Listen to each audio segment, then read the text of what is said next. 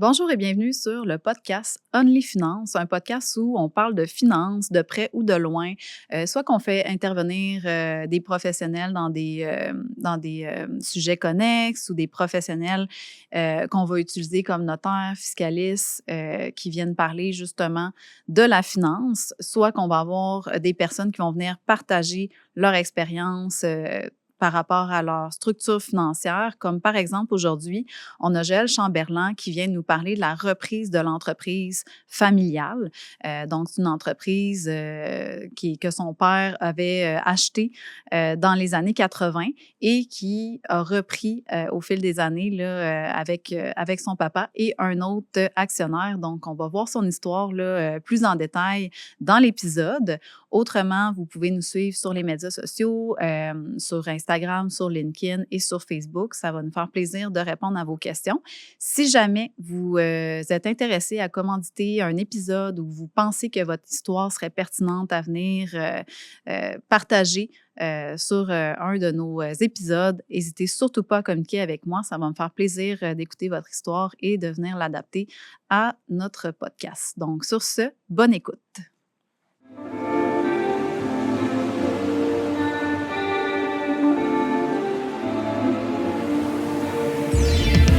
Bonjour et bienvenue sur les ondes d'Only Finance, le podcast dynamique et sans tabou où on parle d'argent et de finances avec Caroline Charret, votre conseillère en sécurité financière, représentante en investissement et en assurance et rente collective.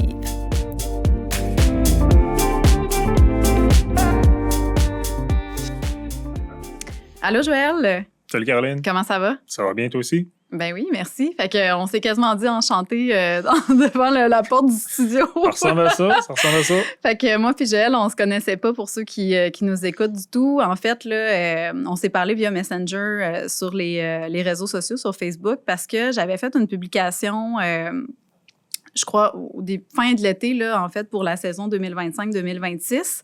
Et j'avais nommé quelques sujets que je voulais aborder, puis que s'il y avait des gens qui pouvaient me recommander ou des gens que ça interpellait, de me faire signe. Puis toi, en fait, c'était surtout sur la reprise de l'entreprise familiale là, que ça t'a interpellé. Puis au début, tu n'étais pas trop sûre. Parce que en fait, tu te demandais ça impliquait quoi, là, faire un podcast et tout. C'est ça. Fait que c'est la majorité des gens qui en ont jamais fait. Souvent, même moi, la première fois que j'en ai fait un, j'étais un petit peu stressée, puis je me demandais de quoi qu'on allait parler. Mais finalement, je suis sûre que ça va bien aller. Pas inquiète, je vais te laisser aller, puis je vais te suivre. Exact. Est-ce que tu pourrais commencer par te présenter? T'es qui? Qu'est-ce que tu fais? C'est quoi l'entreprise? Puis après ça, on va pouvoir rentrer dans le vif du sujet, comme on dit. Oui, bien, comme tu l'as dit, Joël Chamberlain. Oui. Je suis président de Ferblanterie Larreau DC. On œuvre principalement dans le domaine de la ventilation, mais aussi de la ferblanterie, donc tout ce qui est transformation de métal en feuille. Comme tu l'as dit, je suis une relève d'entreprise aussi, veux pas. Dans le fond, pour faire un bref topo rapide, Ferblanterie Larreau a été fondée en 82 par M. Rochette et Laperrière, de là le La et l'Euro. Mon père est arrivé là comme employé en 83. Il a racheté l'entreprise en 2003, puis je suis arrivé, moi, en 2013-2012 environ. C'est comme ça que ça a parti. OK. Puis au début, tu as commencé comme c'était quoi ton poste quand tu as commencé? J'ai touché un peu à tout. Quand je suis rentré au tout début, c'était avec les vacances scolaires. J'étais encore à l'école à l'époque. Donc, je suis rentré dans l'atelier, donc fabrication de pièces, de conduits, de soudure un petit peu. De fil en aiguille, je suis allé sur certains chantiers qui étaient hors décret, puis j'ai fait sortir mes cartes de compétences CCQ comme ferblantier. J'ai été sur certains chantiers. À un moment donné, en étant bilingue, tandis que mon père, à l'époque, on avait un projet dans le Grand Nord à soumissionner avec des plans et devis en anglais. C'est un peu là que je me suis découvert, je vais dire, une passion d'une certaine manière pour plans, devis, conception, etc. Donc, c'est à ce moment-là que j'ai commencé tranquillement, pas vite, à passer des chantiers de l'atelier vers les bureaux. Puis aujourd'hui, je suis vraiment à 100% dans les bureaux, en conception de projet. On fait beaucoup de conception-exécution. T'as-tu des frères et sœurs? J'ai un frère et une sœur. OK. Eux, est-ce qu'ils participent à l'entreprise ou tu es le seul qui a... Non, ma sœur est dans un autre domaine complètement. Mon frère est arrivé dans l'entreprise comme dessinateur, ça fait environ quelques mois de ça. Il vient de terminer les études. T'es le plus vieux? Je suis le plus vieux, OK, effectivement, c'est oui. ça. OK, parfait. Puis, quand tu as commencé, est-ce que, ben, t'as-tu toujours voulu reprendre l'entreprise de ton père ou c'était-tu comme prédestiné puis vous en parlez? Tu sais, ça se passait comment à la maison? Non, je dirais, il n'y a pas eu rien qui était forcé. Est-ce OK. que je m'attendais à reprendre l'entreprise, d'aller ailleurs? J'ai tout le temps su que je serais en affaires, je veux pas. Mais non, c'était pas prédestiné à ce que je reprenne l'entreprise, mais ça s'est vraiment fait un petit peu tout seul ou de naturel, je veux pas, de la manière que nos deux postes ont évolué. Moi qui voulais un peu plus de responsabilité, Mhm. qui voulait m'embarquer un peu plus dans la paperasse, puis mon père qui, lui, à l'époque, était à vouloir délaisser tout ce qui était papier, plan de vie, etc. Ouais. C'est là qu'on s'est bien rejoints, puis finalement, ça s'est fait de naturel. OK, ben c'est parfait. Puis, t'es-tu le seul associé dans l'entreprise maintenant ou tu t'es associé avec d'autres personnes Non, aussi? Ou... on a fait une association stratégique il y a plusieurs années avec justement notre seul gros client qu'on avait pour le Grand Nord, OK, avec qui on est toujours. OK. Mon père est à sa pré-retraite en date d'aujourd'hui, donc il n'y a plus de responsabilité, plus rien. Il est encore actionnaire. Dans le fond, on est trois associés à part égale dans l'entreprise. Il est encore là présentement, il travaille, comme j'ai en pré-retraite, puis c'est ça. OK. Bon, mais c'est intéressant. Puis, ça s'est passé comment, le processus un peu de... Ben, tu sais, là, tu as parlé que tranquillement, pas vite, mais, Mhm. tu sais, parce que pour les gens qui nous écoutent, tu sais, savoir un petit peu comment ça se passe, là, une reprise Mhm. d'entreprise. Une reprise d'entreprise familiale. Oui, c'est ça, Oui. ça se dit. Ça s'est passé comment avec ton père au niveau de ces discussions-là? Puis, est-ce que les associés y étaient déjà présents, tu sais, à ce moment-là? Ou... On a profité du fait de vouloir faire justement cette association stratégique-là pour vraiment tout faire OK, d'un coup. avec l'entreprise du Nord là, que tu Exactement. parlais tantôt. Puis on le fait, je dirais, plus tôt que tard, d'une certaine manière aussi pour des raisons fiscales. L'entreprise, elle avait quand même une bonne croissance qui était soutenue à cette époque-là, surtout, encore un petit peu aujourd'hui d'ailleurs. Mais justement, donc à l'époque, on était plus petit, je veux pas de ce qu'on a, on avait moins d'actifs. Donc, c'était plus avantageux de faire les transferts à ce moment-là, Mhm. parce que je veux pas, ça ferait moins d'impôts à payer, moins de gains en capital, etc., etc. OK. Puis, est-ce que vous avez, dans le fond, là, il y avait les associés du Nord, il y avait toi, il y avait ton père. Oui. Parce que j'essaie de comprendre en même temps parce que Je tu m'as rien comprends. expliqué avant l'entrevue, fait que tout le monde va le découvrir en même temps que moi. Mhm. Puis le troisième associé, lui, c'était quelqu'un qui était déjà présent? Ben, dans le fond, avec qui on s'associe, Francis, qui s'appelle, Oui, c'est lui, dans le fond, qui était notre client dans le Nord dans le Nord. via OK, sa c'est ça. compagnie. Donc, c'est comme ça qu'on s'est fait, là, si OK. on veut. Puis là, c'est toi puis ton père, les deux autres associés, de ce Oui, que je comprends. c'est ça. OK. Moi, mon père, Francis, on est les trois propriétaires actionnaires de l'entreprise. OK. Puis, au moment des pourparlers, là, en fait, est-ce que vous êtes rentrés les trois en même temps avec le Nord, là, de ce que je comprends? Bien, ton père était déjà là, mais Mhm. vous a vendu des parts là, aux deux parties en même temps au niveau de tout ça. Ça s'est fait pas mal en même temps. Pas mal en même temps, je dirais. OK, c'est ça. C'était plus le fait, bon, mais tant qu'à rouvrir le livre Ouais. des minutes, tant qu'à jouer avec le capital action de l'entreprise, bon, mais tu veux pas, ça implique des fiscalistes, ça implique Ben des oui. avocats, tout ça. Donc, tant qu'à impliquer le monde, on va le faire une fois, on va faire un seul projet, puis on va l'amener au bout. Puis c'était quoi les principaux défis, en fait, que tu as rencontrés à ce moment-là? Écoute, je m'attendais que ce serait plus compliqué que ça. OK. Ce que j'ai réalisé, c'est vraiment quand on est bien entouré, je veux pas, ça Ouais. peut bien aller. Donc, honnêtement, les défis qu'on a eus, soit que j'étais trop jeune ou je sais pas quoi, mais ça n'a pas été compliqué T'avais du quel tout. âge à ce moment-là dans ton association? Ça fait combien de temps là-dessus? Je devais avoir début vingtaine, OK. Ouais, c'est quand même Ouais. jeune pour être propriétaire d'une entreprise. effectivement. effectivement. Puis, est-ce que tu sais, ton autre associé, Francis, lui, es-tu plus vieux aussi?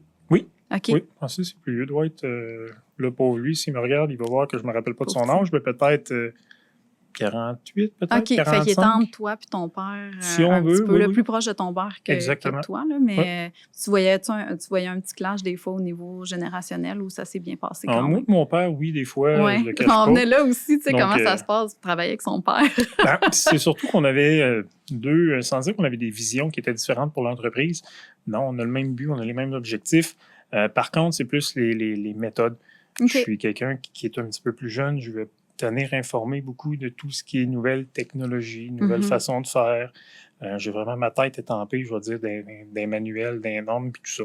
OK. Donc, je suis plus le genre à essayer d'innover, à rajeunir, puis c'est ce que j'ai apporté beaucoup sur le côté manufacturier de l'entreprise. C'est là vraiment où on a eu des clashs le plus, moi et mon père, c'est que on avait la vieille méthode, mettons, ancestrale, puis je lui enlève rien, c'est super, ça a des avantages. Puis de notre côté, moi, ce que j'apportais, c'est surtout le côté productivité, production, automatisation, tout ça, pour gagner en efficacité, pour pouvoir faire plus de projets, si on veut, avec nos employés. C'est-tu plus au niveau informatique que ça aussi ça au niveau jouait, informatique, c'est sûr qu'on parce que a... tu parlais d'automatisation, fait que je me demandais comment tu avais automatisé justement l'entreprise. Ben, c'est principalement, si on veut, avec l'informatique, mais aussi pour tout ce qui est équipement de production dans l'atelier, donc ce qu'on a besoin d'utiliser pour fabriquer nos conduits ou peu importe quelle pièce, mais c'est là qu'on a été chercher aussi. OK. Puis vous avez fini par vous entendre de quelle façon? Là, je vais loin, mais tu sais, c'est parce que c'est des choses que les gens peuvent rencontrer avec leurs parents aussi. Fait que je trouve ça intéressant d'en parler. Ben, de base, je vais faire un petit step back en arrière. On s'était dit quand on a réalisé que c'est beau, je veux reprendre l'entreprise, quand ça s'est développé après quelques années, on s'était donné, on va se faire une transition peut-être. Donc, moi, je partirais ici, mon père allait être là. Au bout de 5 ans, on serait à peu près comme ça. Puis qu'après ça, on referait un switch de même. Finalement, ça a juste été beaucoup plus vite que ça. Ça a peut-être pris 3 ans qu'on avait fait l'échange d'équilibre, si on veut, je peux le dire comme ça. Mais le comment qu'on s'est fait ça, c'est vraiment qu'on a gardé, je dirais, nos départements. Mon père a tout le temps été très fort pour tout ce qui est fabrication, le travail manuel en atelier. Moi, j'ai tout le temps eu un faible pour le développement, veux pas. Donc, moi, je suis parti, j'ai développé ce que je voulais développer, j'ai été chercher mes projets, mes clients commerciaux, industriels, tout ça. Puis mon père, de son côté, a gardé un petit peu son département qui est tout ce qui touche à la fabrication, mais qui n'a pas de paperasse. Donc, je viens pas, je vais pas dans son secteur, il vient pas jouer dans ma table non plus. Puis comme ça, et de fil en aiguille, il y a un équilibre qui s'est fait, puis ça s'est bien passé. Puis au niveau des parts, est-ce qu'il y avait une espèce de transition de rachat de parts ou ça a été déjà établi au moment où tu me parlais avec Francis? Ou y a-t-il une progression, quelque chose qui est prévu pour le départ officiel de ton père dans vos Pas comme tel. Tu sais, présentement, on est un tiers. C'est sûr, mon père, quand il va partir, là, on va regarder. Mon frère, maintenant, qui est dans l'entreprise, écoute, je lui barrerai pas la porte si un jour il veut s'impliquer dans l'actionnariat ou autre. Ce sera à voir en temps et lieu selon ce que lui veut. S'il veut reprendre un tiers. Ben oui, naturellement. Je veux dire, on ne tordra pas un bras à personne non plus. Puis sinon, oui, je veux dire, je pourrais reprendre Francis ou peu importe. On pourra voir en temps et lieu, mais il n'y a rien qui est déterminé à ce moment-là. OK. Puis, c'est ça, là, on parlait comment tu avais séparé là, le rôle. Je m'étais pris des petites notes pour rien oublier. T'as-tu des apprentissages? En fait, là, c'est sûr, quand on arrive dans une business puis qu'on est vraiment jeune, je l'ai vécu dans une vie avant d'être en finance, là, des fois, avec les employés, c'est pas toujours évident. Là, tu arrives, tu es un nouvel actionnaire, tu as des employés qui sont plus vieux que toi, c'est sûr et certain. T'avais-tu une position d'autorité quand même sur eux, même si tu étais actionnaire? Ça s'est fait quand même. Tu sais, de base, quand je suis arrivé, le fait que je suis arrivé aux alentours, comme je te dis, 2012-2013, j'étais l'employé numéro 4, si on veut. Donc, c'est certain que les gens avec qui on travaille aujourd'hui, qui sont tous des gens extraordinaires, sont arrivés après moi d'une certaine manière. Je veux dire, on a René qui est là, qui est un meuble. On le dépoussière une fois de temps en temps. Parce que vous êtes combien? Présentement, on est 24 environ. Fait que là, toi, tu étais l'employé 4. Fait que tu avais le 3 et le 2 et le 1 qui étaient avant toi. Exactement. Vous n'étiez pas beaucoup, ça veut dire. Non, on était vraiment une petite entreprise. Puis c'est vraiment le département, si on veut, que mon père a gardé. De ce côté-là. Puis moi, je suis parti un petit peu plus dans mes projets ou dans les conceptions, exécutions, tout ça. Puis, OK. Mais là, je t'ai coupé sur ce que tu allais dire. Avec René, c'était le monsieur le plus avec le plus d'expérience. Ancien, si on veut. Lui est arrivé, je pense, 1 mois après que mon père avait acheté l'entreprise à l'époque. Mais c'est ça. Fait que, pour répondre à ta question, comment ça s'est passé, s'il y a eu des clashs avec des employés parce que j'arrive derrière ou comme actionnaire ou peu importe, on n'a pas eu ce problème-là comme tel. Ça a tout le temps été établi aussi, je ne veux pas d'avance. On essaie aussi de structurer ça de manière intelligente. Mais on fait attention à notre monde. Que Je ça comprends. se passe bien. Fait que, ben, parce que des fois, l'actionnariat, c'est pas toujours évident. Pour l'avoir vécu moi-même aussi, là, des fois, on a des défis. Puis souvent, si on n'a pas la même vision ou les mêmes valeurs, ben là, on peut avoir un clash là, qui se crée. Ou des fois, c'est que les rôles sont pas bien déterminés. Mais là, ce que je vois, c'est que les rôles avaient bien été déterminés. C'est que ton père, justement, lui, était dans la fabrication. Là, toi, tu étais plus au niveau de... le développement commercial, tout ça, développement oui. et commercial. Puis Francis, lui, il travaille plus. Je pense qu'on n'a pas parlé, Francis, qu'est-ce qu'il faisait, lui? Effectivement. Francis, en date d'aujourd'hui, a plus un rôle passif. OK. Tu sais, dans le fond, il y a un excellent background de tout ce qui est grosse construction, gros chantier, grosse entreprise, grosse production. Tu sais, donc, c'est un petit peu ce qu'on allait chercher. Moi, j'ai jamais eu la prétention de tout savoir et de tout connaître. C'est un petit peu pour ça, quand je parlais d'alliance stratégique qu'on a fait avec Francis, c'est que lui, ce background-là, il l'avait. Même dans sa famille, je veux dire, ça gère des très grandes entreprises, pas dire immenses. Fait qu'on a été chercher son expertise, ses connaissances de structure d'entreprise, de structure informatique. Donc, c'est un peu là c'est pour ça qu'on avait décidé d'aller de l'avant et de s'associer comme ça. OK. C'est que je comprends. Fait que là, lui, il est plus vraiment passif. Là. Maintenant, il suit, mais il donne ses recommandations. Ça ressemble à ça. Je veux dire, quand on s'est associé, les premières étapes, c'était surtout, on a ouvert un deuxième atelier de production, si on veut. C'est là qu'il a été beaucoup plus impliqué. OK. Il s'est impliqué beaucoup dans tout ce qui était structure web, les logiciels, les applications, tout ça. Fait que c'est là qu'il a aidé, si on veut, à bâtir, je dirais pas les fondations, parce que les fondations étaient en place. Tu sais, mon père a fait un bon travail là-dedans, mais pour ce qui était le développement, il a su nous outiller, s'arranger, faire en sorte qu'on soit équipé, qu'on puisse avancer, aller vers les bonnes personnes, puis pouvoir croître comme ça. OK. Parfait. Si on rentre dans les finances, parce que c'est un podcast sur la finance, quand on s'est parlé, là, je t'ai dit on ne parlera pas de chiffres, mais on peut parler de structure, comment que les choses se sont faites et tout, puis comment vous vous organisez. Premièrement, toi, tu arrives, tu as début vingtaine.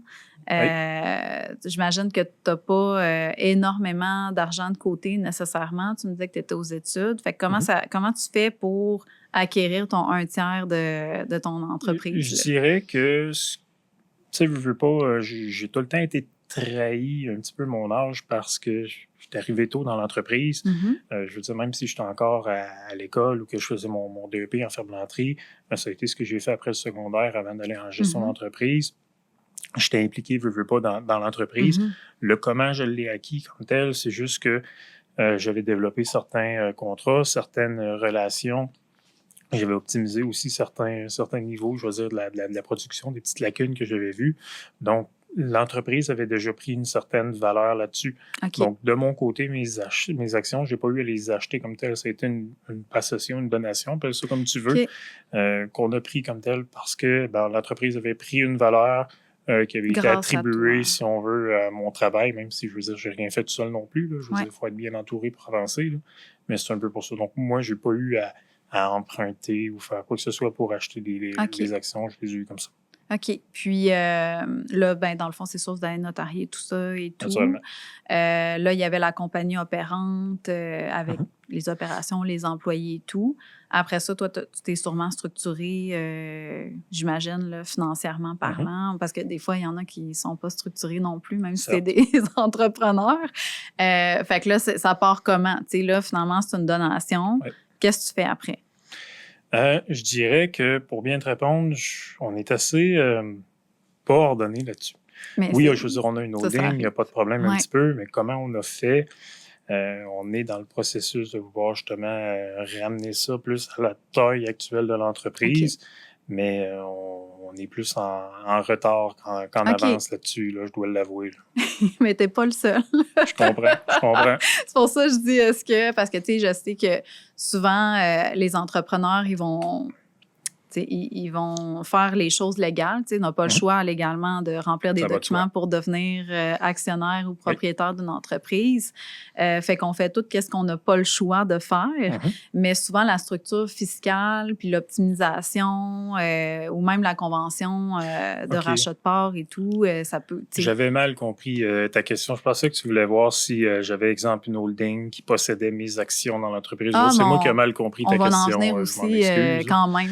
Mais oui, dans le fond, avec Riverpool, on a fait avec Fiscalis, comme je te dis, l'avocat qui a structuré ça. On a refait, je dirais pas, on a refait le livre des minutes parce que ce qui est ancien est resté pareil. Ça n'a pas été une nouvelle entreprise qu'on a faite. C'est vraiment des actions et non pas des actifs qui ont été transigés.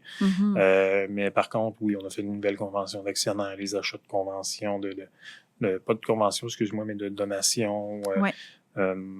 Tout ça a été fait là, du côté de l'avocat. Ça, on a pris le temps de le faire. Ça, vous l'avez fait? Oui. Puis là, tu n'as pas de holding actuellement, toi, en tant qu'associé, ou c'est un holding pour les 3 que vous avez fait? C'est un petit peu plus, sans être complexe, je veux dire, il y a une compagnie de gestion, on a une holding qui possède notre bâtiment. OK. Qui, lui, dans le fond, Laro est actionnaire de cette dite holding-là. Puis c'est là qu'on vient agir à titre d'administrateur. Okay. Sinon, pour le capital action de Laro comme tel, autant mon père que moi, on les possède au niveau personnel, du moins pour l'instant. C'est ce que je dis qu'on voulait aller. Oui, c'est ça. Je m'en revenais vers là de toute façon. C'est là qu'il faut qu'on fasse nos devoirs, justement. Puis Francis, de son côté, lui, c'est avec une compagnie de gestion qui possède ses actions de Laro. OK. Fait que là, toi, actuellement, toi et ton père, c'est au niveau personnel. Vous avez une compagnie de gestion pour votre immeuble, parce que là, vous êtes propriétaire de l'immeuble aussi, que je viens de savoir en même temps. Puis ça prendrait 2 autres holdings, là, probablement, parce que là, les bénéfices... parce que, tu sais, dans le fond, pour ceux qui nous écoutent, là, en fait, là, pour expliquer, normalement, ta compagnie opérante, c'est pas là que tu vas justement garder tes actifs. Tu sais, une compagnie opérante, puis peut-être que le fiscaliste l'a peut-être déjà expliqué, là, ou pas, ou, tu sais, des fois, on oublie aussi, là, fait que ça se peut. Une compagnie opérante, en fait, on ne devrait pas détenir plus que 10 de la valeur marchande là, pour l'exemption de gains en capital, ou, tu sais, même si tu ne prévois pas vendre, ben, on ne sait jamais, ton père tombe malade demain puis il veut vendre son 1/3 plus rapidement. Ben là, s'il a contaminé son opérante, ben, c'est sûr qu'il va avoir de la difficulté à avoir son exemption de gain en capital. Puis pour ceux qui nous écoutent, là, on en a parlé avec Alex, le fiscaliste, l'exemption de gain en capital. Si vous n'avez pas écouté cet épisode-là, c'est sur à peu près, là, c'est rendu à environ 1 million, là, ça change d'une année à l'autre. Ton premier million que tu vends, tu ne payes pas d'impôt dessus. C'est 1 million et quelques, là, mais je vous dis, on arrondit le montant, là, pas que les gens viennent m'écrire. Non, c'est pas 1 million, c'est 1 million 100. On fait ça simple. C'est environ. Donc, on ne paye pas d'impôts, puis ça continue à augmenter là, ce montant-là aussi. Fait que c'est important de dissocier finalement les actifs qu'on détient dans l'opérante, que ce soit vraiment juste pour les opérations, si on veut retenir l'opération. Fait que c'est sûr que là, si vous faites des surplus, j'imagine que c'est le but de faire des surplus aussi. Là, là, vous les versez à chaque année personnellement, dans le fond, si je comprends bien, ou vous les montez dans votre compagnie? On est encore dans une certaine phase de croissance. C'est sûr que le gros de la croissance qu'on voulait avoir, on l'a eu. Même on a eu une certaine décroissance volontaire aussi. Sans dire qu'on est devenu trop gros, trop vite, c'est pas ça, mais quasiment, tu sais, je veux dire, on n'a pas comme objectif de devenir les plus gros à Québec, ou on parle pas en termes de gros volumes non plus. Vraiment pas. Nous, c'est important d'avoir une qualité de vie, ou pouvoir prendre le temps aussi de bien servir nos clients, de bien prendre soin de nos employés. Donc, on a eu une certaine décroissance, même si le chiffre d'affaires de l'entreprise continue de croître. Mais c'est dans notre domaine, je veux pas, on a des fois on a des chiffres d'affaires qui sont boostés parce qu'on va acheter un équipement qui va coûter 400 000, mais on va l'installer, notre équipement de 400 000 en une journée. Donc, c'est de là que le chiffre d'affaires continue de croître. Mais en termes d'heures travaillées, si on veut, on l'a baissé un petit peu à un niveau qui nous convient. Mais par contre, en ayant tout le temps eu une croissance comme ça, on n'a pas passé par les banques, ou on n'a pas financé notre croissance. C'est vraiment nos profits qu'on a réinvestis. Vous avez toujours injecté vos liquidités, en fait, dans l'entreprise pour améliorer l'entreprise. Encore à ce jour, on n'a jamais sorti une scène. pas pour le niveau personnel, c'est plus pour le long terme, si on Ouais. veut. Tu sais, je veux dire, je me suis trahi de mon âge tantôt, donc on est un petit peu plus jeune de même, veux pas, mais j'aime mieux me placer les pieds. Puis sur le long terme, c'est là que ça va vraiment rapporter. Donc, on est vraiment là pour rester par rapport à ça. Je comprends. Fait que là, elle était peut-être pas urgente, tu sais, la compagnie de gestion, justement, parce que vous Mhm. redistribuez pas les bénéfices nécessairement de façon personnelle là, à Mhm. chaque année. Tu sais, vous pouvez vous verser un petit dividende, là. J'imagine que ça, vous devez le faire là, de temps à autre. Mais là, vous payez à salaire dans l'entreprise, de ce que je comprends, Ouais. selon votre nombre d'heures que vous faites. Je te dirais, on Ou se c'est un paye à salaire la semaine, annuel? on compte pas nos heures. OK, Là. c'est Voilà ça. comme un salaire annuel. OK. Non, c'est pas encore de dividende. Non, On va y OK. venir bientôt, mais c'est Ouais. vraiment, surtout avec la production, tu sais, comme je te dis, ben, le bâtiment, en date d'aujourd'hui, termine sa construction. Le OK. peintre a terminé hier, OK, il entre n'était pas autres. terminé encore, C'est le pas encore bâtiment. terminé. Donc, OK. tu sais, c'est C'est vraiment nouveau, là. nouveau. Donc, OK. je veux pas, mais tout ce qui est achat, tu sais, je veux pas qu'on construit à cette heure, Ouais. surtout avec les coûts de construction, tout vient qu'à coûter cher aussi. Mhm. Donc, tu sais, il fallait certaines liquidités. Donc, c'est pour ça qu'on a décidé de garder l'argent dans l'entreprise. On savait qu'on s'en allait vers là, mais on voulait pas avoir affaire non plus à emprunter à gauche, à droite, où on est moins fan de ça. Mhm. Mhm. OK, je comprends. Fait que là, l'entreprise, elle n'a pas de dette non plus. On a ben là maintenant une hypothèque, Ouais, malheureusement. malheureusement. Mais ça, c'est Ouais. Ou heureusement. Ouais. Ben, tu sais, en même temps, c'est sûr que moi, je préfère les dettes dans le sens où ça va être bizarre, qu'est-ce que je vais dire, Mhm. là, mais dans le sens où, tu sais, le placement, investir, mais là, tu investis dans ton entreprise en même Oui. temps. Fait que, tu sais, ça s'applique oui et non, là, dans mon exemple, mais souvent, moi aussi, je suis une entrepreneur, j'ai un immeuble et tout, puis j'ai ma business, mais souvent, je préférais emprunter pour me garder de la liquidité le plus possible, puis l'investir dans des placements ou des choses comme ça, pendant que j'ai un prêt, mais mon prêt, il Il va avoir me moins donne moins de d'intérêt que ce que tu peux pénalités. aller Ouais, chercher comme rendement. exactement. Oui. Tu sais, Ça, je te fait comprends que, là-dessus. mais je dis tout le temps à mes clients, tu sais, si on se fait poser la question, Mhm. c'est quoi la meilleure solution, tu sais, pour faire fructifier mon argent? C'est celle que je viens de dire. Je comprends. Mais tu as des gens que eux, c'est important pour eux de ne pas avoir de dette, puis ça les sécurise. Fait que souvent, je vais dire, ben si toi, ça te sécurise de ne pas avoir de dette, puis ça t'empêche de dormir, ou tu sais, tu te sens pas bien, sans empêcher de dormir, là, j'exagère un peu. On se comprend. Mais tu te sens moins bien, tu sais, avec des dettes, puis ça te permet d'avoir une meilleure qualité de vie, puis une paix d'esprit, ben tu sais, fais-le, tu sais. Ben, tu sais, c'est plus que, étant encore jeune, Ouais. je veux dire, mon père, lui, bon, je veux dire, son argent est gagné d'une certaine manière. Francis, il n'a pas besoin de ça non plus pour vivre. Puis moi, étant plus jeune, je veux dire, j'ai jamais eu un gros train de vie. J'ai jamais eu besoin de grand-chose. Je veux dire, j'ai pas d'auto à paiement, rien de ça. J'ai pas besoin de me verser des gros salaires vraiment parce que je voulais le réinvestir pour le futur. Tu sais, oui, éventuellement, on risque de faire des plus gros achats d'équipement. Qu'on veut développer d'autres avenues aussi. OK. Fait que c'est pas tant qu'on veut se tenir loin de la dette, c'est plus que on n'avait pas besoin non plus de sortir cet argent-là. Donc, c'est pour ça qu'on s'est auto-financé notre croissance d'une certaine manière comme ça. C'est pour ça qu'on l'a fait comme ça. Exact. C'est pas dit qu'on n'ira jamais chercher de dette parce qu'effectivement, surtout les taux d'intérêt qui sont relativement bas présentement, on est tous bien d'en profiter. Je veux dire, de l'argent bien placé va rapporter beaucoup plus que ça. Donc, ça, c'est sûr que c'est quelque chose qui est à prendre en compte. C'est ça. Puis, il n'y a pas une mauvaise philosophie. Ben là, à moins qu'il y en a des mauvaises, mais je veux dire, chaque entreprise a sa philosophie, puis des fois, ben, il ne ressent pas le besoin. Puis surtout, comme tu dis, tu es encore jeune. Fait que tu vas avoir le temps d'avoir d'autres stratégies aussi là, via ta compagnie de gestion future. Ça vient. Parce que là, dans la compagnie de gestion, là, tu vas pouvoir faire des placements ou intégrer des stratégies d'assurance. Je ne sais pas s'il y en a qui t'en ont déjà parlé, là, l'assurance vie ou le split là, maladie grave et tout ça. Oui. C'est des choses qui peuvent être intéressantes à faire là, au niveau d'une compagnie de gestion. Oui. Mais généralement, on ne suggère pas d'avoir ça dans une compagnie opérante parce que là, après, le transfert et tout, c'est un petit peu plus complexe. complexe, là, vu qu'il y a des Ouais. valeurs là, à ce moment-là, mais ça va venir. On pourra très certainement s'en reparler Oui. dans un avenir Oui, plus tôt que tard.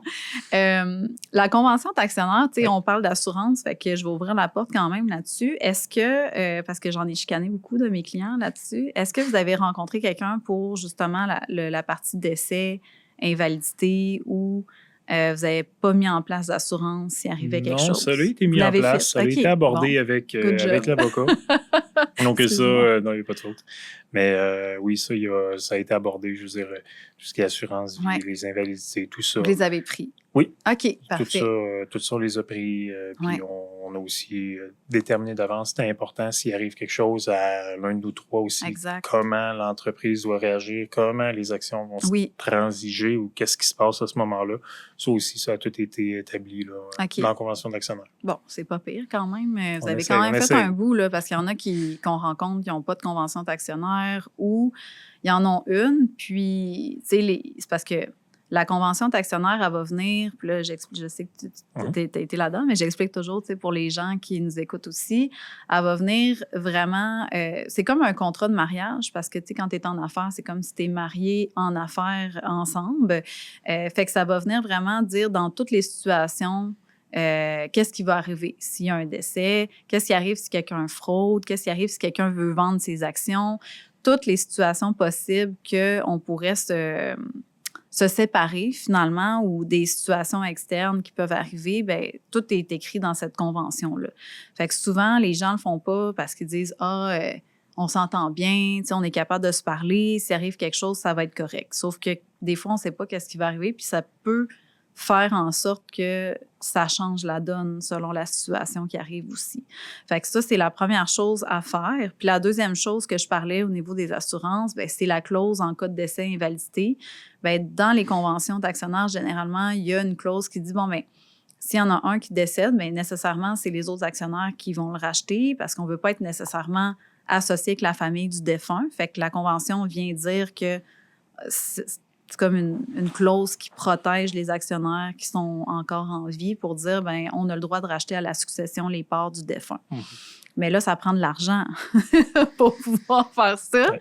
Des fois, l'entreprise, elle a une valeur, bien, peu importe la valeur de l'entreprise, ça ne veut pas dire qu'on va être capable de se financer ou qu'on a le goût de se faire financer non plus, tu sais, pour ce rachat de parts. Si on a d'autres, on avait d'autres projets, mais on ne veut peut-être pas nécessairement prendre cet argent-là pour racheter des parts de la personne qui est décédée.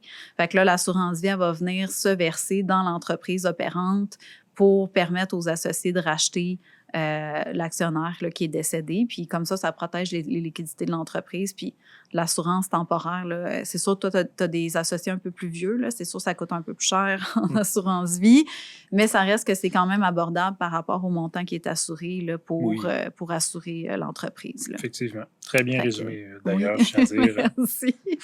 Ça a l'air que j'explique bien, fait que je suis pas si pire. Oui, je peux témoigner. Le rachat de parts en cas d'invalidité, ça, c'est pas toutes les conventions d'actionnaires qui vont le stipuler. Il y en a qui n'en parlent pas, mais des fois, puis ça dépend des professions. Il y a des professions qu'on n'est pas nécessairement capable de le mettre en place. Là, c'est un rachat de parts en cas d'invalidité qui fonctionne comme l'assurance vie. C'est que s'il y en a un qui est invalide, c'est le même principe. Là, on va avoir la liquidité pour pouvoir racheter la personne qui est invalide. Puis là, tu as des clauses d'invalidité aussi.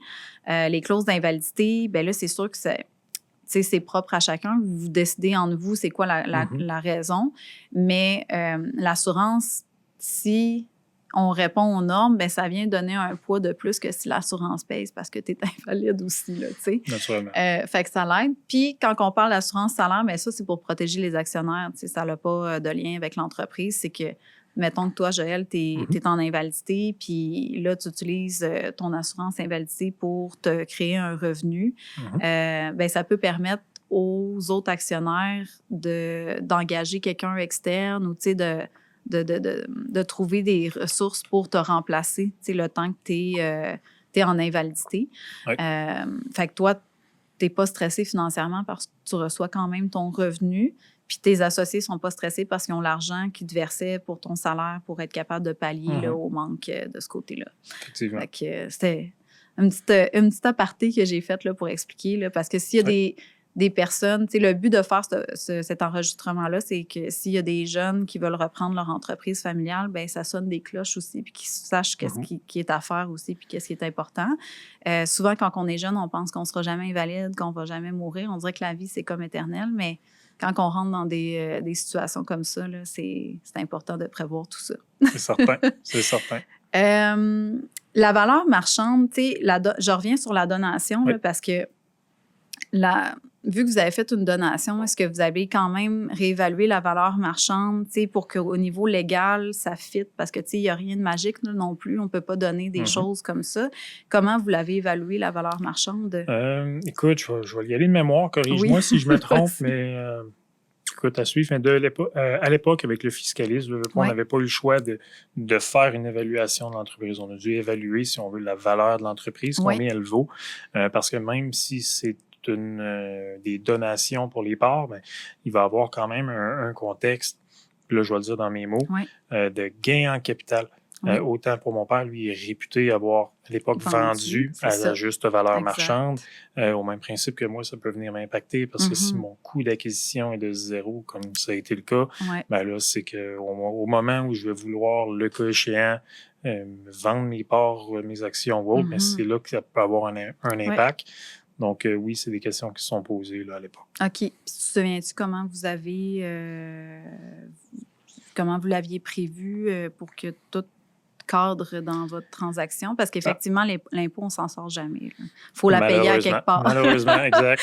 C'est ça. Est-ce que tu te souviens comment que ça avait-tu été reporté pour toi à ta vente? Ton père, y a-tu un gain en capital? Je pourrais pas dire, mais à l'époque, tu sais, quand j'ai vu qu'on l'avait fait plus tôt que tard, c'était justement, l'entreprise n'avait pas la valeur qu'elle a aujourd'hui, n'avait pas non plus les actifs qu'elle possède. Tu sais, donc, à ce moment-là, les chiffres faisaient en sorte qu'on était encore capable de s'en tirer. Il n'y avait pas trop d'impact fiscal. Non, exactement. Là, ça, on avait été capable de le faire au bon moment. On a été, je veux dire, chanceux dans le timing, si on peut le dire de même. OK. De là, l'importance d'avoir un bon fiscaliste qui vient surveiller tout ça. Ton frère, s'il achète les parts de ton père, ça va être plus impactant pour lui, de ce que je comprends. Là. Oui. Alors, lui trouver, j'espère qu'il est prêt. On va lui trouver un bon fiscaliste, je suis pas Oui, inquiète. c'est ça. Est-ce que vous l'avez encore, votre fiscaliste? Faudrait que je valide, mais je crois qu'il est parti à la retraite, je crois, l'année dernière. C'était-tu le même que ton père avait déjà? Puis c'est ça, il a repris, mais là, il est peut-être parti à sa retraite. C'est ça, exact. OK. Bon, il va falloir vous en trouver un ou je vous en référerai un. Moi, j'avais dans l'intention de taper. Oui, c'est bon. Y a-t-il d'autres choses au niveau financier? Ben, toi, personnellement, est-ce que tu as d'autres entreprises ou c'est juste ton entreprise? Je dirais c'est pas mal l'entreprise principale. J'ai un petit peu d'immobilier, je l'ai vendu. Je suis à vouloir en réacquérir, mais présentement, j'ai vraiment focusé tout ce qui est l'énergie dans l'Aro. Tu sais, je veux pas avec la nouvelle usine dont la construction achève. Si on veut prendre le temps de bien le structurer, je veux dire, par expérience, il n'y a personne de parfait. Tu sais, des fois, on est jeune, on veut foncer. Donc, j'ai fait l'erreur d'aller trop vite ou de m'éparpiller, si on veut, d'une certaine manière. Donc, c'est pour ça que là, j'ai vraiment recentré. Je veux finaliser, amener l'Aro où je veux qu'il soit bien structuré, sans dire qu'il va rouler tout seul. C'est pas ce que je veux parce que j'aime ce que je fais. Mais je veux me rendre moins essentiel dans la compagnie. Je veux pas que la compagnie dépende de moi autant avant de recommencer à développer à gauche, à droite mes autres projets. Parce que tu avais investi dans l'immobilier au début, puis là, tu trouvais que c'était comme trop prenant ou c'était quoi les erreurs que tu avais faites un peu plus? Mais le pire, c'est que les erreurs, c'est plus dans la roue, si on veut, là, en prenant... La COVID a été une drôle de période pour tout ce qui est industrie de la construction. On a eu des délais sur des équipements d'au-dessus d'1 an pour avoir des unités de ventilation. Ça n'avait aucun bon sens. Donc, ce qui faisait qu'on avait des projets qui, en théorie, étaient livrés. Il n'y avait pas d'unité de ventilation. Pas parce qu'ils n'ont pas été commandés, parce qu'ils ne venaient pas à bout d'arriver avec la COVID, tout ça. Tu mets ça en même temps avec le fait que là, il faut que tu commences tes nouveaux projets. Tu ne peux pas les retarder indéfiniment. Non. Donc, tu remobilises un vieux projet. Tu en as un autre qu'il faut que tu commences en même temps. Tu essaies de jongler avec ça. C'est pas toujours évident, je veux pas. Donc, ça a vraiment été, quand je te dis que je me suis éparpillé un petit peu, c'est qu'on s'est ramassé à trop de place en même temps. Puis, on n'a pas donné le service qu'on voulait donner. Donc, c'est pour ça que là, on en a pris moins. Tu étais beaucoup impliqué aussi dans tout, là, c'est ça. Exact. J'étais trop dans le processus décisionnel ou sans dire que les gens n'avaient pas de liberté nécessairement au bureau, peut-être qu'ils osaient moins, puis c'est correct aussi, je veux dire, mais c'est ça, c'est là-dessus qu'on travaille et qu'on veut recentrer. Puis au niveau de la culture de l'entreprise, on a parlé de la famille. Dans votre entreprise, ça fonctionne comment un peu la dynamique puis les valeurs de l'entreprise à l'interne? Tu parles au niveau familial ou vraiment pour tout ce qui est employé et compagnie? Oui, employé, compagnie. Tu sais, je dirais la manière qu'on fonctionne, on veut prendre soin de notre monde, on travaille beaucoup à être heureux au travail. Je veux dire, pour nous, c'est important d'avoir un bon environnement de travail, une belle ambiance de travail. Tu sais, je veux dire, j'ai du monde, les employés ils sortent le soir, le vendredi, ils ont fini de travailler, ils vont se rejoindre, vont prendre une bouffe, vont prendre un verre, quelque chose, on va faire des activités avec eux. Donc, tu sais, c'est sûr que tout ce qui est culture d'entreprise, ben, nous, on a tout le temps priorisé pour tous nos employés la santé et la famille avant. Ça, je veux dire, c'est beau travailler, c'est beau le travail, c'est beau le business, tout ça, mais prends soin de ta famille, prends soin de toi, sois en santé. Le travail viendra après. Donc, ça a tout le temps été quelque chose de prioritaire pour nous. Mais c'est ça. Je me disais, s'il y en a qui nous écoutent ou qui des fois qui sont en recherche d'emploi, je ne sais pas comment ça se passe chez vous, mais ça peut être une bonne une petite plug que je me disais. La porte est ouverte. On peut plugger ça dans le podcast en même temps. C'est sûr. Sinon, il y a la vision de l'avenir, parce que là, depuis tantôt, on dit que l'entreprise était plus petite au début. Oui. Là, je vois qu'il y a eu une croissance au niveau de la valeur. Vous avez acheté, vous avez fait construire une usine. Y a-t-il d'autres projets pour l'entreprise qui s'en viennent que tu peux partager, mettons? Dans ce que je peux partager, je veux pas, c'est vraiment... C'est comment je dirais, je vais le simplifier en disant on est là pour rester. Donc, ce qu'on veut faire, c'est vraiment encore renforcer notre capacité de production en termes de fabrication, tout ça. On ne se voit pas, du moins pas à court terme, vouloir embaucher, ajouter des équipes pour essayer de faire plus de projets en simultané. On n'en est pas là. Par contre, on est vraiment à vouloir prendre le temps de les faire comme il faut puis être tellement proactif que ça vienne sans dire que ça roule tout seul, mais qu'on arrive sur un projet, on paye sur le gaz, ça avance, on passe tout de suite au prochain. Au lieu d'avoir des trucs qu'on est pogné pour aller refermer plus tard ou autre. C'est comme un roulement naturel qui se fait. Exact. On veut gagner, dans le fond, en productivité. Pas tant pour se loader puis encore partir à large, mais vraiment pour que ce soit simple, qu'on soit capable d'aller chercher un certain volume avec, je veux dire, moins d'employés d'une certaine manière. C'est un peu ça. Pourrais-tu savoir, là, peut-être que, parce que c'est pas grave si tu peux pas le dire, mais pourrais-tu savoir d'autres entreprises connexes qui répondent justement à des besoins que vous avez pour que ça roule mieux puis vous êtes moins dans l'attente de, mettons, de pièces ou de choses comme ça? On y est présentement. Oui, c'est sûr qu'on est tout le temps ouvert à tout ce qui est sous-traitance. On est tout le temps aussi ouvert présentement, particulièrement, à peut-être, si on est pour avoir une croissance, disons que ça va être une croissance par acquisition. OK. Je vais le dire comme ça, mais... Mettons. D'une entreprise connexe, mettons. Oui, connexe. S'il y en a une. C'est ça. C'est bon. Comment tu trouves, là, justement, on a parlé de technologie, comment ça se passe au niveau de la technologie dans ton métier? Parce que, tu sais, on parle beaucoup de l'intelligence artificielle. Fait que je pense que c'est quand même important d'aborder le sujet. Tu sais, ça vous touche comment dans votre secteur à vous? Est-ce que ça vous touche ou tu dirais plus ou moins... Oui, puis non. C'est sûr que c'est présent et de plus en plus présent, puis ça vient à une vitesse qui est assez hallucinante pour tout ce qui est intelligence artificielle. Donc, oui, de plus en plus de logiciels, entre autres sur les plans, les devis, où l'intelligence peut venir, ou pour de l'estimation, par exemple. En termes technologiques, on travaille avec des bons logiciels. On essaie d'avoir des logiciels, puis on va même avoir des logiciels maison. Francis, un programmeur qui travaille pour lui, entre autres, à temps plein. C'est pareil, on a un autre programmeur qui nous fait des applications des fois pour des choses aussi simples que des inspections de volets coupe-feu sur les chantiers. Donc, c'est sûr qu'on essaie d'être au-devant en termes de technologie. On veut vraiment servir de la technologie pour gagner en productivité. Donc, c'est ça, mais pour l'intelligence artificielle, oui, c'est présent. De plus en plus, c'est une situation aussi qui évolue, je te dirais pas de semaine en semaine, mais de mois en mois, certainement. OK. Fait que ça reste quand même un allié Oui. d'une certaine façon là, pour vous. Là. On n'a pas encore tout implanté ce qui est intelligence artificielle parce qu'on veut être certain d'aller dans une bonne direction. On ne veut pas aller trop gros, trop vite, comme je disais tantôt. Mais c'est ça, tu sais, certainement, on est à faire nos devoirs là-dessus. Ah, c'est ça. Bien, c'est pratique d'avoir des programmeurs aussi là, pour les applications parce que ben, il y en a des firmes qui le font, mais quand tu l'as plus à l'interne, c'est un petit peu plus facile de se retrouver. Tu contrôles tes fonctionnalités, tes mises à jour, les features que tu veux, si tu me permets l'anglicisme. Donc, ça, c'est certain qu'on peut aller en chercher pas mal. OK. Puis, ça serait quoi tes bons coups puis tes mauvais coups en tant qu'entrepreneur? Pas nécessairement dans la reprise familiale, mais tu sais, qu'est-ce que tu as appris? Le bon coup, je vais le résumer en un seul, d'une certaine manière, mais c'est de savoir bien s'entourer.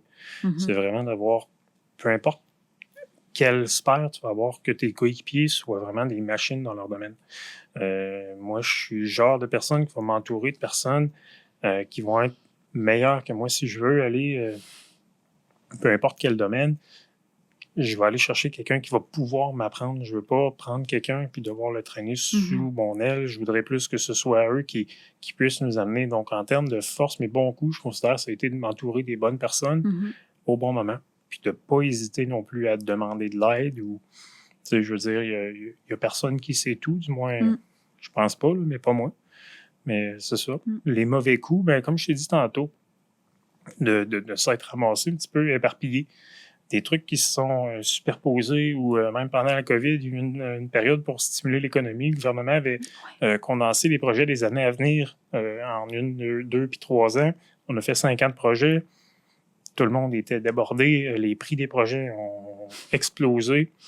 Donc, les mauvais coups, ça a été un petit peu sans dire être avare, c'est pas ça, mais prendre un peu de temps. Oui, c'est ça, tu sais. Mais je pense qu'il y avait une certaine peur, tu sais, on va prendre la job tant qu'elle est là parce qu'on ne sait pas qu'est-ce que ça va donner, tu sais, plus tard. Moi aussi, ça a été débile, mon année de COVID. Là, on dirait que je pensais que le monde allait arrêter d'investir. Tu sais, on ne savait pas, là, c'était quoi qui allait arriver, là. Fait que je me disais, mon Dieu, il faut que je travaille encore plus pour aller croître mon entreprise parce que là, j'avais comme peur qu'il y ait plus, tu sais, les gens investissent plus ou tu sais pas l'avenir non plus, là. Fait que finalement, ça a été l'inverse, là, aussi, mais normalement, tu fais peut-être un gros max de 10 rendez-vous semaine, là, c'est déjà une grosse semaine. Là, j'étais à 20 rendez-vous semaine. Je comprends. À un moment donné, je me suis fait dire, hey, là, il va falloir que tu slack, là, parce que je n'étais plus vivable non plus. Je le comprends. Ben, c'est par là qu'on est passé aussi. Je suis content de voir que je n'ai pas été le seul à faire cette erreur-là, si on veut. Mais, exact. Je pense qu'on a tous fait ça. Là. Ben oui, tu sais, je veux pas. J'ai des clients aussi, on le voyait, c'était la même chose. D'autres personnes, je veux dire, des compétiteurs, ça a été la même chose. Ça a été de même un petit peu généralisé. Tout le monde s'est ramassé dans le jus du jour au lendemain. Tout le monde, comme tu dis, avait peur de l'inconnu. Il n'y a personne qui peut prédire comment ça allait virer. Exact. On dirait que tout le monde était tributaire de tout le monde. Tout le monde pesait sur le gaz, mais tout le monde avait peur que subitement, un matin, quelqu'un pèse sur le break.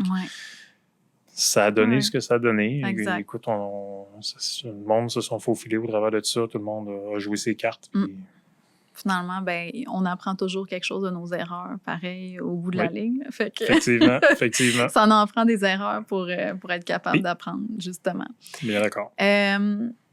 Là, c'est sûr que toi, tu as quand même une belle histoire, une belle transition. C'est pas toujours le cas, tu sais, dans les transitions. Mais s'il y a des gens qui nous écoutent, là, j'allais dire des jeunes, mais des fois, tu sais, la personne peut avoir 40 ans puis reprendre une entreprise familiale aussi. Là, toi, tu avais 20 ans. Mais 40 ans sur une vie, c'est encore relativement jeune. C'est middle age qu'on dit, l'âge moyen. Oui, absolument. Ça serait quoi le conseil que tu donnerais?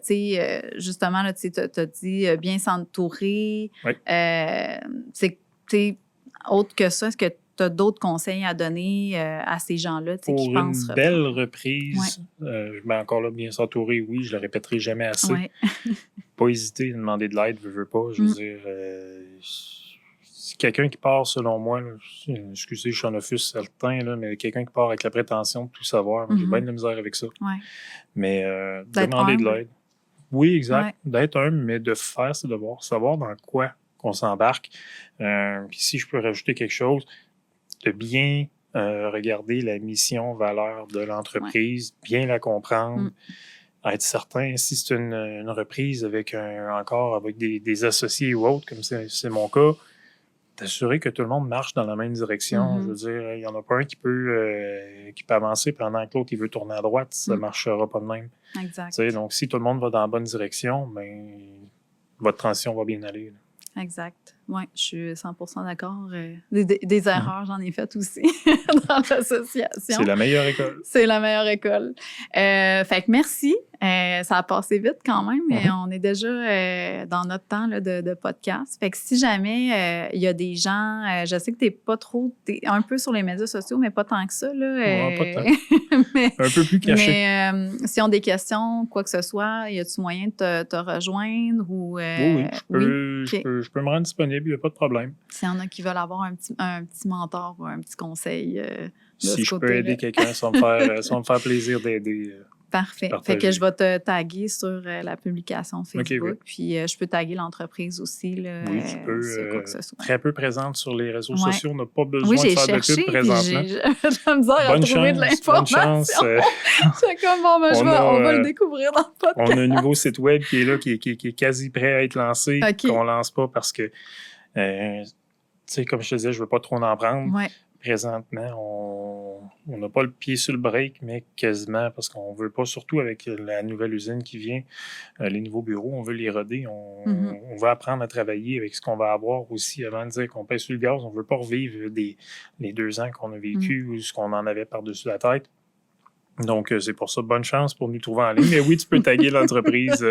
J'imagine que d'ici 1 an, on devrait commencer à être plus présent sur les réseaux. Donc, oui, tu peux... Avec une personne au marketing va s'occuper de ça. Ouais, quelque chose du genre, oui. Ouais. OK. Ben merci beaucoup pour ton partage puis d'être venu merci de m'avoir reçu. Voyons, comment on dit ça? Te prêter au jeu.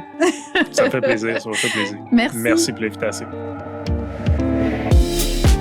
Merci d'avoir été des nôtres pour cet épisode.